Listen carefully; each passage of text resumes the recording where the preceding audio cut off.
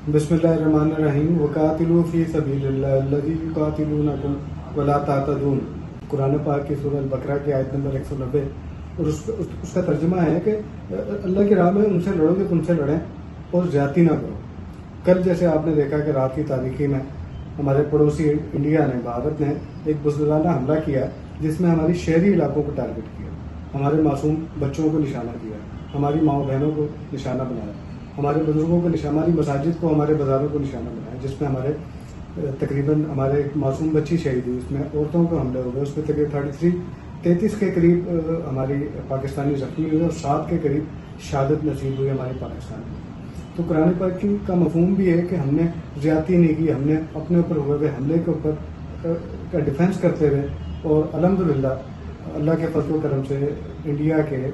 6 तैयारे गिरा दिए उनकी अपनी ज़मीन के ऊपर, और उनका ब्रिगेड हेड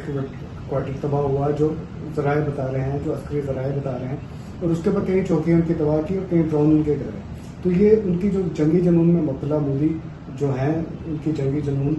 था, पाकिस्तान पर हमला किया और उसका जवाब भी हासिल किया।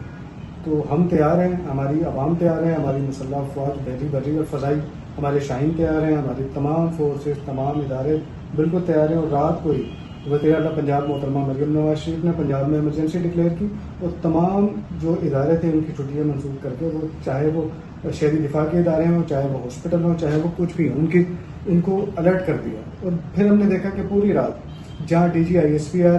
आवाम के साथ राब्ते में थे, वहीं पर ही हमारे वज़ीर इत्तलात अताउल्लाह तारड़ जो थे वो भी आवाम के राब्ते में थे।